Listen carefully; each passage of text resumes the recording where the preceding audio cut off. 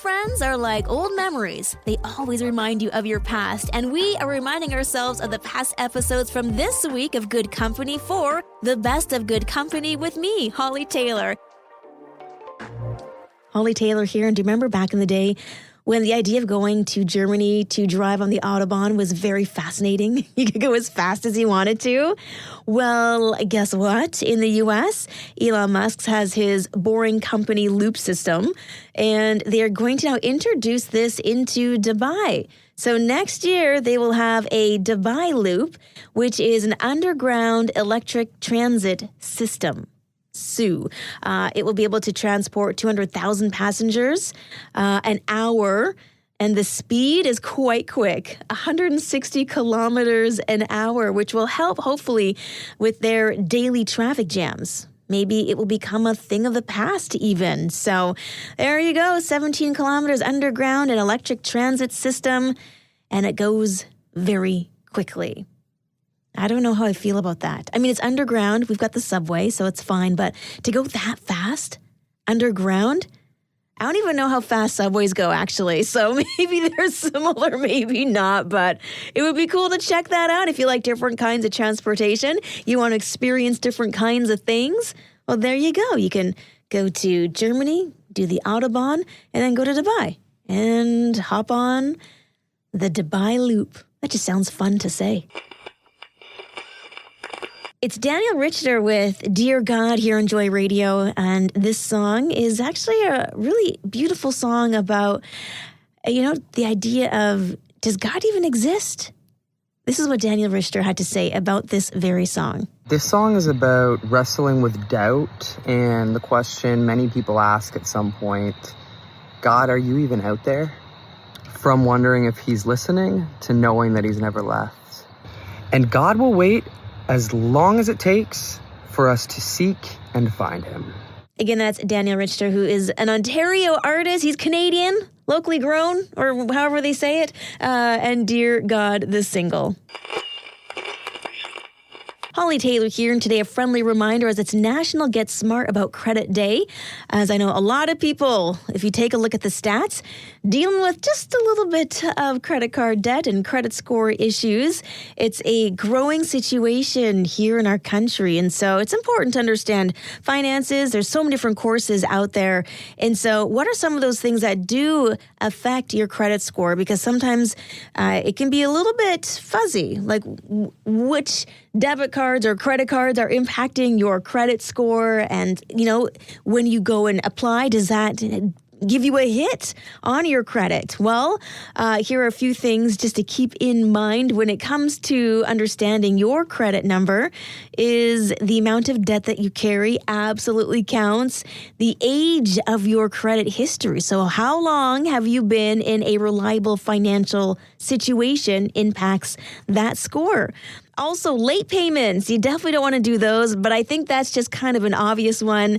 Although I must say, the transition for me from paper bills to the electronic ones was very rough because I would use that paper as my reminder to pay said, whatever bill, utility bill.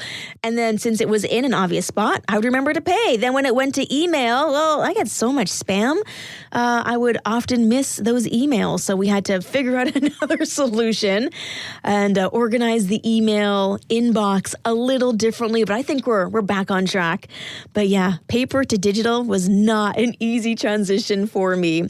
Also, the number of hard inquiries for credit does absolutely impact your credit score. So when you're considering a loan for your car or a house, getting that mortgage, just making sure that you are staying on top of how many times people are checking your credit score, and then the number of accounts that you have will impact that score. So there you go, a few things to keep in mind on this day of understanding your credit better.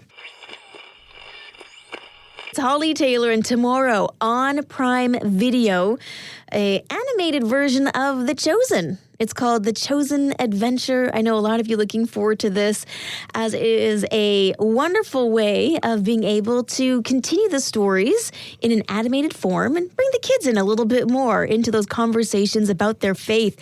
And so, as you know, very excited to talk to Dallas Jenkins again as we dive into more about The Chosen Adventures. Dallas, it's great to see you again. Hey, good to talk to you, Holly. I've been hearing rumblings of something for the kids, and so The Chosen Adventure is coming out this Friday. You've done so much live action. Now you're doing animated. What was that process like for you and your creative team? We really made it with the intention that adults are going to appreciate this as well. And so storytelling is storytelling. Now, animation gives you some tools that I haven't used before, but in many ways, that's an opportunity. You know, we got a chance to try some things that you can't really do in live action. They might come across quite weird. And so a lot of the characters in this show are characters that we couldn't normally do in a live action.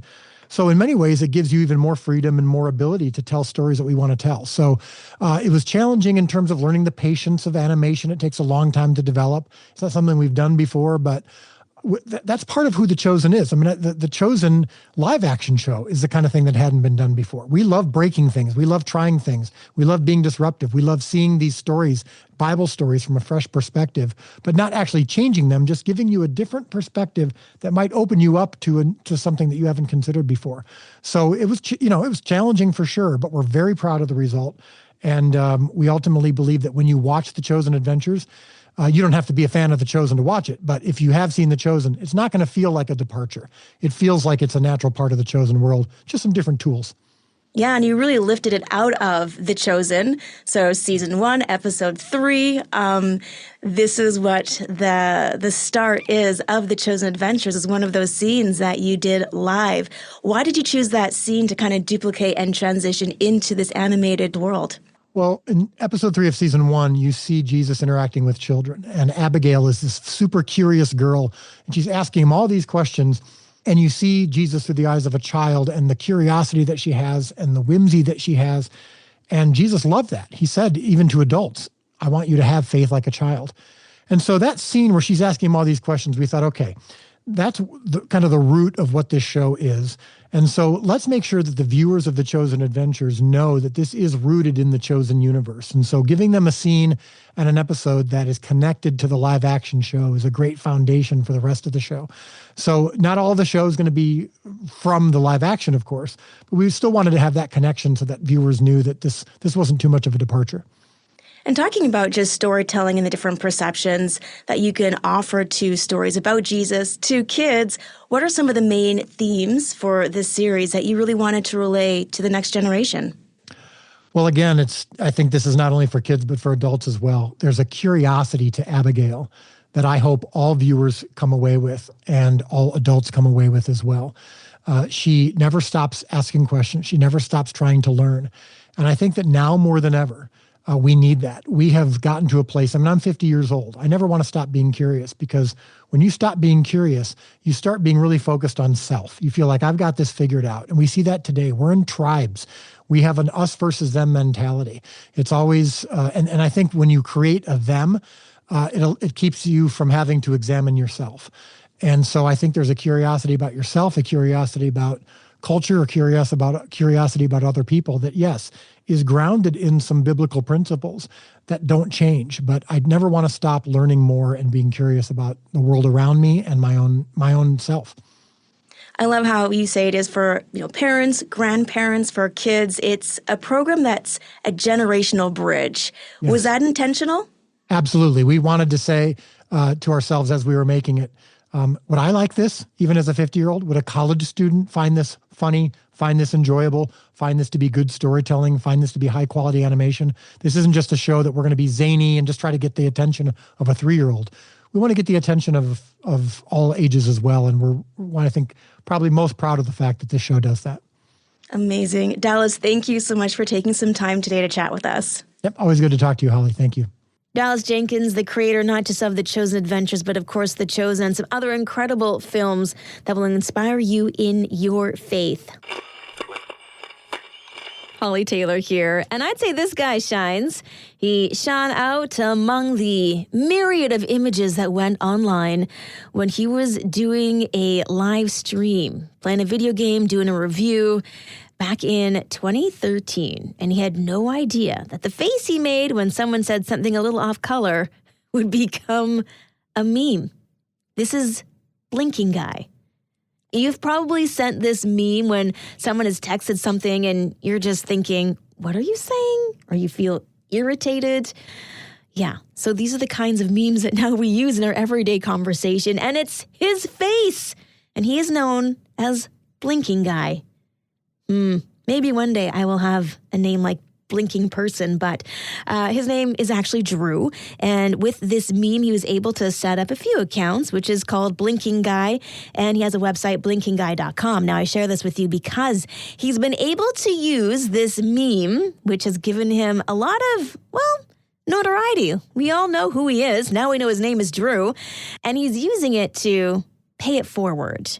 A friend and her mom both have MS. And so he has been for years participating in an annual bike race in San Francisco to Napa to raise money for the National Multiple Sclerosis Society. And so he's been doing this, and every year since this meme has happened, and he has his blinkingguy.com website, he says, guys, I'm raising funds, and people donate. So to date, thanks to this meme, he's been able to raise an incredible $300,000 for MS research just by blinking and becoming a meme. So love that he's using this for good, and honestly, love the meme. I use it way too often. Hollie Taylor and I stumbled upon a show, and they were talking about what I'm going to dub the art of saying no. Because we do live in a very busy culture. There's lots to do, and there's lots of requests and people asking for you to give one of your most valuable resources, your time. And so Christy Wright was talking with Sheila Walsh about this and some other members on that roundtable. And she says, essentially, if it's going to make her rush, it's a no. That's a hard pass for her. So if she was going to go for an early morning jog with a friend versus going a bit earlier by herself so that she had the time to get ready and get, through some Bible reading and her coffee before the hustle and bustle of the day, if it's going to make that time that she finds so sacred that she's put apart condensed or rushed, she's just not going to do it. She's not going to alter those particular things in her life. And she says it's given her a little bit more peace. So a great reminder, if something's going to make you rush, maybe that answer to doing that thing is no.